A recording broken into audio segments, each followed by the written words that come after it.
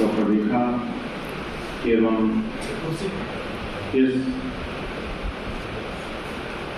अवसर पर हमारे मंच पर उपस्थित हमारे महाविद्यालय के हमारे विद्वान प्राध्यापक एवं हमारे सभी सहयोगी एवं हमारे महाविद्यालय के छात्रों, देखिए, देश के विभाजन का जो इतिहास है और इसका जिन्होंने दंश या जिनको उसके परिणाम भुगतने हुए, जिन्होंने उनको भोगा है, जिनको उन्होंने सामना किया है, बहुत बड़ी एक देश की तरह स्थिति के समान था। इसलिए जब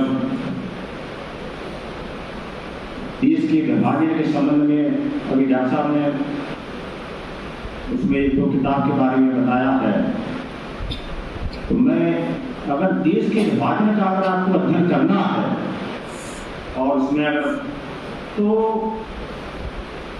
कॉलिंस एंड लेवियर की एक उपन्यास है फ्रीडम एट मिडनाइट। मैंने 1990 में ये उपन्यास खरीद करके पूरा पढ़ा था।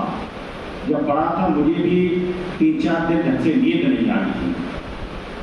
सोच लीजिए, ऐसी सी घटना की अगर आप पूरा अगर उसको पढ़ेंगे तो इसको मनोस्थिति और देश के विभाजन की, तो महात्मा गांधी तभी बात करते थे हमको आधी आजादी मिली है, पूरी आजादी नहीं मिली है। मैं आपसे इस संबंध में कहना चाहता हूँ, आप लोग थोड़ा, ये विषय बहुत गंभीर है और चूंकि वर्षा भी हो रही है तो इतने गंभीर को, इस गंभीर विषय के संदर्भ में बहुत सी ऐसी चीजें हुई हैं, तो मैं थोड़ा मुख्य घटनाओं, क्योंकि इस पर हमारे सेमिनार भी आयोजित होना था और चूंकि मौसम भी ऐसा है, बरसात हो रही है, तो मैं आपको बहुत ही आप इसको ध्यान से सुनेंगे तो आपको लगेगा क्या क्या घटना हुई थी।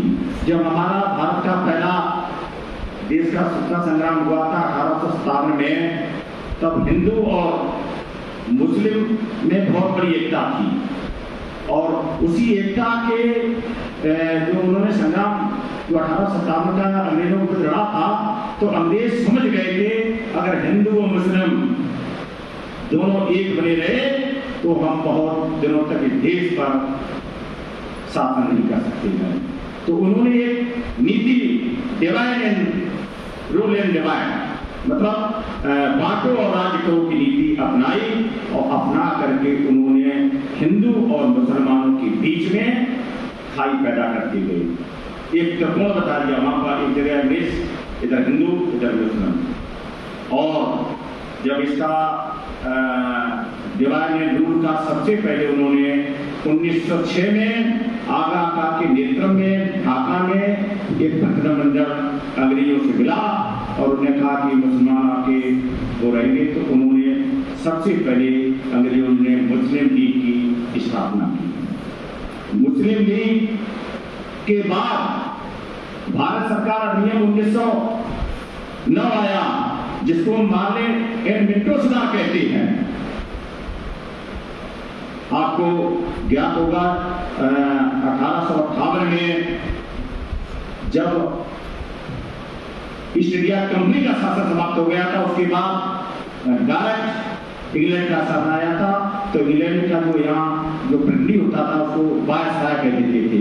तो उस समय जो अधिनियम आते थे उसको भारत सरकार अधिनियम 1909, 1919 तो इस तरह से आते थे। तो 1909 में ये व्यवस्था की गई थी, उन्होंने मुसलमानों के लिए पृथक निर्वाचन प्रणाली की घोषणा कर दी गई। यहाँ से बीज बढ़ते गए, आगे बढ़कर के जब 1916 में लखनऊ हुआ था, लखनऊ समझौता हुआ था, तो इसलिए हमारे इतिहास में बहुत महत्वपूर्ण समझौता है।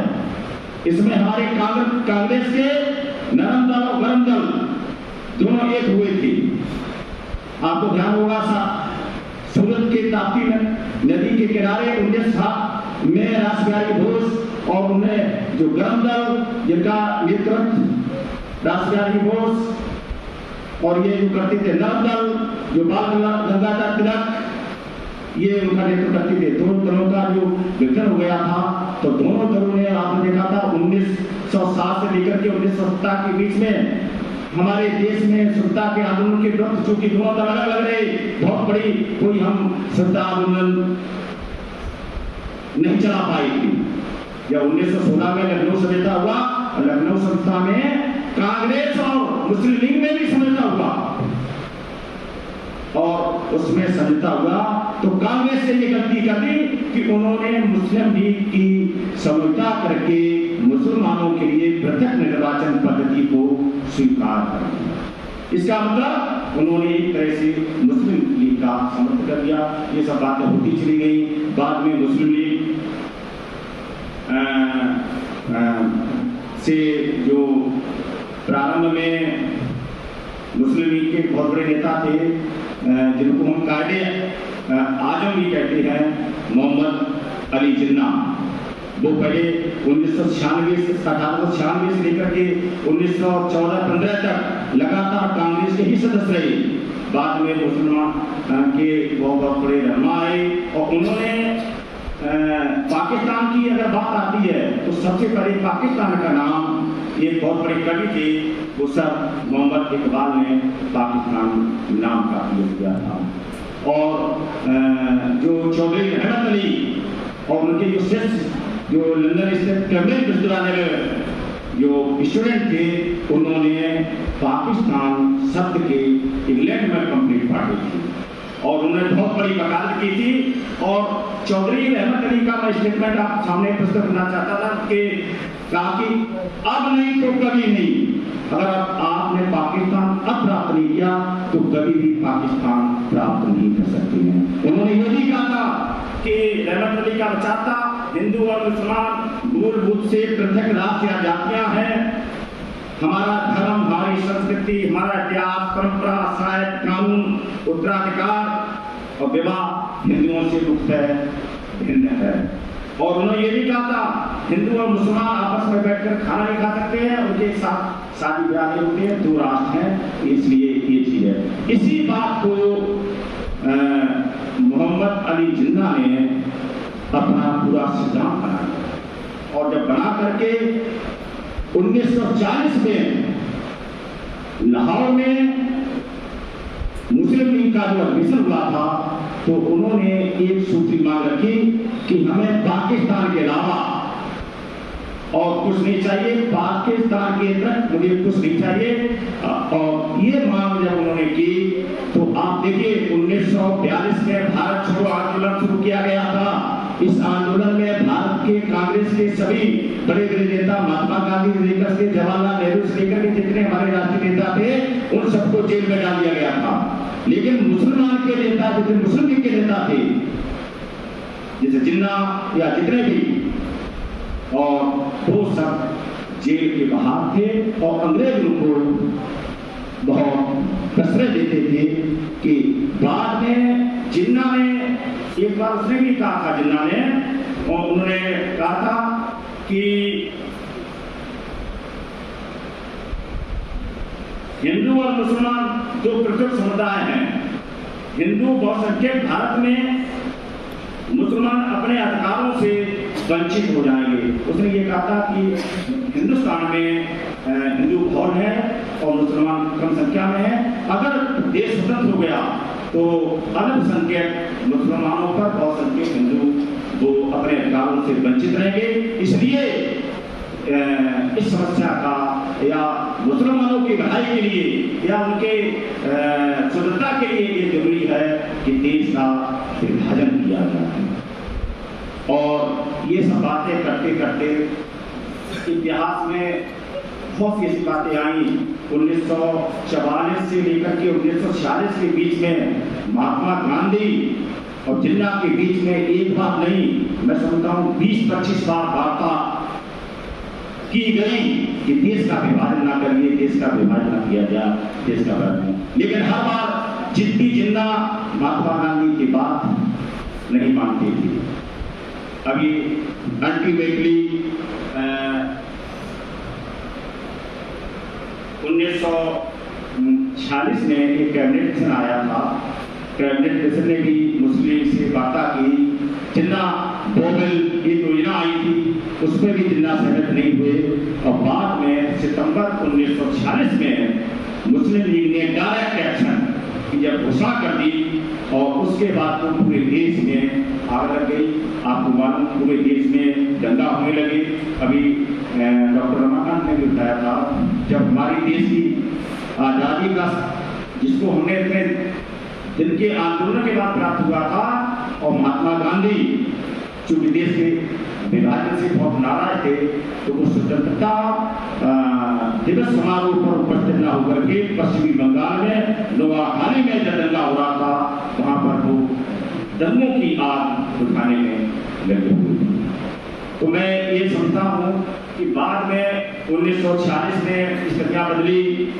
ब्रिटेन में लिबर पार्टी की सरकार आई, एटमी एग्रीमेंट, वहाँ ब्रिटेन के प्रधानमंत्री हुए और उन्होंने ये घोषणा की कि अगस्त 1948 तक हम भारत को स्वतंत्र कर देंगे।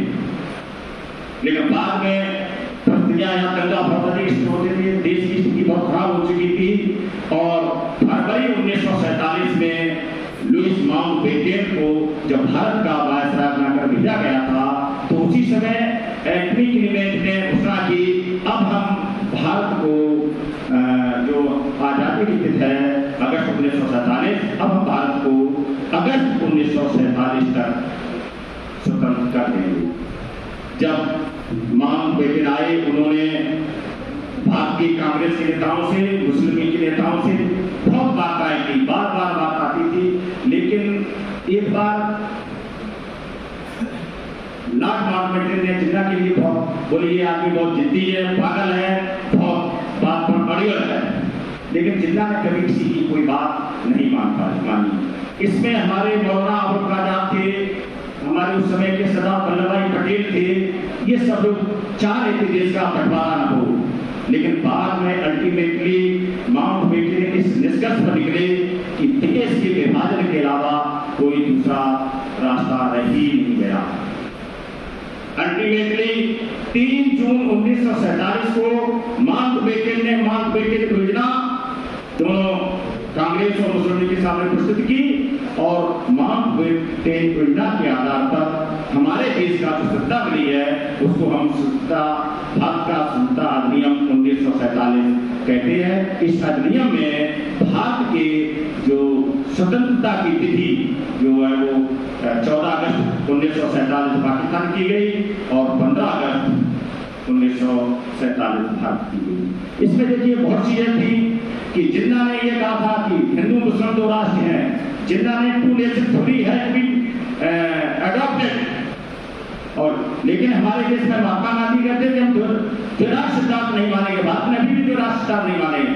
उन्होंने कहा था कि महात्मा गांधी का ये विचार था कि हिंदू और मुस्लिम दोनों साथ साथ रह सकते हैं, साथ साथ अपने विकास कर सकते हैं, उनमें कोई बहुत अधिक वैचारिक मतभेद नहीं है। लेकिन जिन्ना के आगे किसी की नहीं चली। अल्टीमेटली जब देश ये डिसाइड हो गया और देश का विभाजन करने के लिए हम आपको बता दें एक रेड क्लिफ प्लान बोली जाती है। जो रेड क्लिफ है वो ब्रिटेन के वकील थे, उन्होंने इंडिया के नक्शे पर एक रेखा ऐसी खींच दी थी और वो विभाजन भी ऐसे किया गया था कि पाकिस्तान भाग रहेगा और एक पूर्वी पाकिस्तान जैसे बांग्लादेश एक फिर दोनों पाकिस्तान के अंदर रखेंगे। दोनों देशों के बीच में बहुत दूरी थी, मैं समझता हूँ कम से कम 1000 किलोमीटर बीच में दूरी थी। तो देश का जब विभाजन निश्चित हो चुका था तो फिर अब उसमें मेरे अनुसार करीब 1.25 करोड़ हमारे देश के जो भारत के मुसलमान थे वो पाकिस्तान गए और पाकिस्तान से भी 1 से 1.25 करोड़ हिंदू और जो सिख थे और जितने भी जैसे मैडम सिंधी वो भारत में आए। आने के बाद में किसी बात का समय नहीं था कि अपनी संपत्ति इकट्ठा करें, अपना मकान बेचें। वो जो कुछ कपड़े लिए लेकर के चले आए और अपना जाकर के उन्होंने ये बहुत अधिक इनके इतिहास के बारे में पढ़ना है तो जो फ्रीडम एट मिडनाइट उसको आप पढ़ेंगे तो आपको मालूम होगा कि विभाजन की हमने कितनी कीमत चुकाई है। महात्मा गांधी यही कहते थे, बार बार भी कही उन्होंने, ये देश का विभाजन होगा तो मेरी लाश पर होगा, मेरी लाश पर होगा। लेकिन बात हुई है कि अब उसमें बात ये आई है कि देश का विभाजन कर सकता था। दो परिस्थितियां थी। अगर आपने डॉक्टर रमाकांत जी का भी इतिहास पढ़ा हो, एक तो परिस्थितियां ये थी कि 1944 में जब जिन्ना बॉम्बे में थे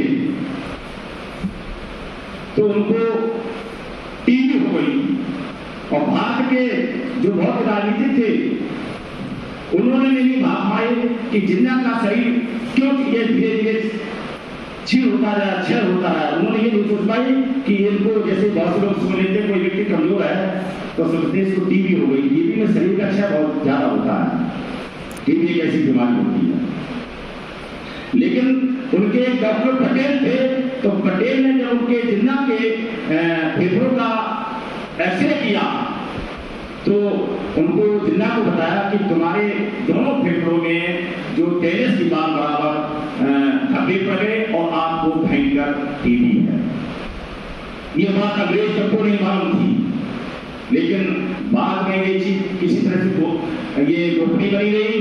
जब 14 अगस्त 1947 को पाकिस्तान स्वतंत्र हुए और पाकिस्तान स्वतंत्र होने के बाद में वो पाकिस्तान के गवर्नर जनरल बने, राष्ट्रपति बने और पाकिस्तान के स्वतंत्रता के एक वर्ष 27 दिन बाद 11 सितंबर 1948 को जिन्ना की टीबी से मृत्यु हुई। अगर उसमें फिर एक बात आई थी कि अगर ये विचार भी सरदार पटेल ने प्रस्तुत किया था, सब लोगों ने, मौलाना अबुल कलाम आजाद भी कहते थे कि ऐसा करिए कि आप राष्ट्रपति अपने भारत का प्रधानमंत्री जिन्ना को बना दीजिए, तो भी देश का बंटवारा नहीं होता। या महात्मा गांधी पहले ही पंडित नेहरू जी को प्राप्त अधिकारी घोषित कर चुके थे और जब कोई आंदोलन बहुत लंबे समय तक चलता है तो जनता धीरे धीरे निराश हो रही थी। उस समय जनता से लेकर के हमारे देश के राष्ट्रीय नेता थे, उनको पास भी धैर्य नहीं बचा था। वो जनता भी चाह रही थी जितनी जल्दी देश को आजादी मिले, कोई धैर्य नहीं चाह रहा था। तो सब अधीर हो चुके थे और ये भी आप जानते हैं किसी भी आंदोलन की सीमा होती है। बहुत समय तक किसी भी आंदोलन को लगातार और उसी उत्साह के साथ आप नहीं चला सकते हैं। तो ऐसी परिस्थिति में अल्टीमेटली अपने देश के प्रधानमंत्री पंडित जवाहरलाल नेहरू बने और वहां के लोग राष्ट्रपति आज़म आजम बने। और हमारे देश के स्वतंत्रता के बाद आपको मालूम है महात्मा गांधी जी 31 जनवरी उसके जैसे जिन्ना मृत्यु हुई, 31 जनवरी उससे पहले 1948 में महात्मा गांधी की हत्या कर दी गई थी।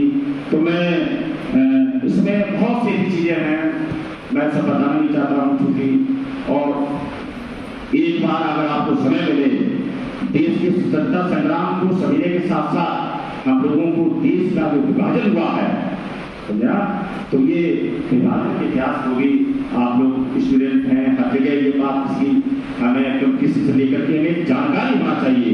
और जानकारी इसलिए नहीं होना चाहिए, इसलिए भी होना चाहिए इतिहास से हम लोग गड़े मुर्दे नहीं फाड़ते हैं, इतिहासों के फैक्ट का डिविजन करते हैं और उसका डिस्कस निकाल करके हम उसे एक भविष्य के लिए सबक लेते हैं। ये इस तरह इतिहास का अगर अध्ययन किया जाए तो मैं समझता हूँ हमारे लिए बहुत उपयोगी होगा। और एक चीज ध्यान रखिएगा, किसी देश की इमारत की स्थापना जो जिस तरह से सुदृढ़ नींव पर की जाती है, तो किसी देश के इतिहास की भी, किसी देश की जो आधारशिला है उसके इतिहास की इजाजत करता है। मैं यहाँ पर पुनः बताना चाहता हूँ, मामला बहुत थोड़ी संगीन हो गया था, लेकिन मैं ये बताना चाहता हूँ आपको, जो लोग यहाँ से पाकिस्तान गए हैं उनकी स्थिति देख लीजिए। जब भारत स्वतंत्र हुआ था तो पाकिस्तान में कम से कम 22-23% हिंदू रह गए थे। आज हिंदुओं की संख्या घट करके 5-6% रह गई है। पाकिस्तान में स्वतंत्रता के 75 वर्ष शादी हो गई है। 75 वर्ष में उनके हाथों में लोकतंत्र मैं समझता हूँ 20-25 साल ही रहा है, नहीं तो हमेशा सैनिक सत्ता रही है। और अपने भारत में लोकतंत्र की मजबूत नीति रहे हैं कि एक बार भी हमारे यहाँ कभी मिलिट्री शासन या सैनिक शासन नहीं आया है। हमारे यहाँ लोकतंत्र की जड़ बहुत गहरी है। लेकिन मैं ये पुनः कहता हूँ, जो पाकिस्तान से माइग्रेट होकर के हिंदू आए हैं, जिस तरह से घने जंगल में से कोई पौधा अगर आप नए जंगल में या नई जगह लगा दीजिए तो बहुत तेजी से विकसित करता है। तो जो सिंधी या जितने भी पाकिस्तानी आए हैं उन्होंने भारत में बहुत अधिक उन्नति की है, बहुत सुधार के लिए बहुत बड़े उद्योगपति हैं। ये व्यक्ति के अंदर क्षमता होनी चाहिए, उसका जज्बा होना चाहिए, वो देश की समस्याओं को कैसे हल करता है। तो ये मैं समझता हूँ कि ये मैडम डॉली रानी सुंदरी उनके दादा परदादा के वहां रिलेटिव हैं, उनकी स्थिति इतनी अच्छी नहीं होगी जितनी आज डॉली रानी की है। ये जरूर है और ये सिद्धांत है, सिद्धांत भी आप उसको देखिए कि एक बार उन्नति होती है, उन्नति के बाद हमारे व्यापार चक्र होते हैं, फिर भी इसके में हम पतन होता है, पतन होकर के बहुत निम्न स्तर पर पहुंच जाती है, फिर धीरे धीरे हमारा विकास होता है, विकास होकर के फिर हम उच्च शिखर पर पहुंचते। तो ये इसको मैं समझता हूँ किसी सामने भी प्रश्न आ सकती है, इसको विकास की अवस्थाओं के रूप में लीजिए, इसको इस रूप में लीजिए, ये बहुत दुख की वाली बात है।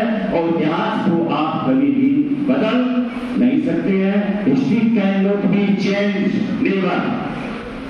तो मैं समझता हूँ मैंने बहुत लंबी लंबी बातें कह दी हैं और मैं अपनी बातें एक शब्द के बारे में और मैं कहना चाहता हूं। जब हमारा स्वतंत्रता का जब अधिनियम पास हुआ था तो उसमें एक प्रावधान था, हमारी जो रियासतें हैं वो चाहे पाकिस्तान में मिल सकती हैं या भारत मिल सकती हैं। तो हमारी जो सरदार वल्लभ भाई पटेल थी, उन्होंने 562 रियासतों का एकीकरण किया था। 3 रियासतें रह गई थी, जम्मू कश्मीर, जूनागढ़ और हैदराबाद।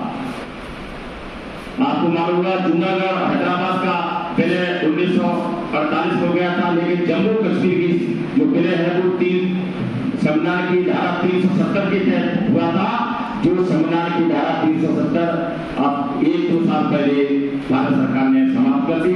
तो इस प्रकार से मैं समझता हूँ कि हमारे देश का जो विभाजन है वो बहुत ही दुखदायी था। लेकिन मैं समझता हूँ कि ऐसे लोग भाई जो दुखद परिस्थितियों में भी अपने को खड़ा कर पाते हैं, क्यों संघर्ष ही जीवन है। तो ऐसे लोगों के लिए मैं ये कहना चाहता हूँ और इसी साथ में अपनी बात समाप्त करता हूँ। जय हिंद, जय भारत, बहुत बहुत धन्यवाद।